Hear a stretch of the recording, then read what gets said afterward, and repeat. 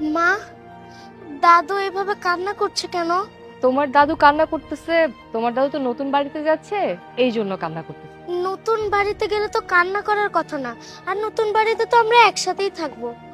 না বাবা, নতুন বাড়িতে আমরা সবাই একসাথে থাকবো না, ওইখানে শুধু তোমার দাদু থাকবে, এই জন্য তোমার দাদু কান্না করতে। বৌমা, এটা তো বৃদ্ধাশ্রম, তোমরা আমার বৃদ্ধাশ্রমে রাইখা যায় না বৌমা, আমি তোমাকে সাথে থাকবো। আপনার সমস্যা কি? আপনাকে আমি কতবার বলবো আপনি আমাদের সাথে থেকে কি করবেন বলেন তো?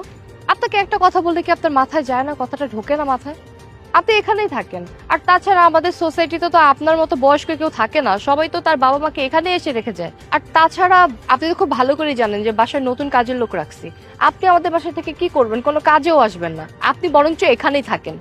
বৌমা, আমারে তুমি রাইখা যাও না, কাজের বুয়া রাখছো তো কি হয়েছে, ওরে খেদাইয়া দাও, আমি তোমার সব কাজ করে দেবো মা, তারপরে তুমি আমার বৃদ্ধাশ্রমে রাইখা যাও না মা। আম্মু, এই বৃদ্ধাশ্রম মানে কি? এই বৃদ্ধাশ্রম মানে হচ্ছে শান্তির জায়গা। এখানে বাবা মা যখন বয়স্ক হয়ে যায় তখন ছেলেমেয়েরা এসে বৃদ্ধ বাবা মাদেরকে এখানে রেখে যায়। ও দাদু, তুমি কান্না করো না, মা তো আমাকে সব বুঝিয়ে বলেছে। আমিও যখন বড় হয়ে যাব, আমার মা বাবা বৃদ্ধ হয়ে যাবে, তখন আমি আমার মা বাবাকে এখানে রেখে দেব। এক্স্যাক্টলি, আপনাদের বাচ্চা যে কথাটা বলছে এটা একদম সঠিক কথা বলছে। এই ভাইয়া, কে আপনি? আমি আমি এমন একজন মানুষ যে মানুষটা এরকম বৃদ্ধ মানুষদেরকে ন্যায় বিচার দেয় আর আপনাদের মতো মানুষকে শাস্তি। আমি একজন লয়ার। আপনার এই বাচ্চা, এতটুকু বাচ্চা যেই জিনিসটা বুঝছে সেটা আপনারা বোঝেন নাই।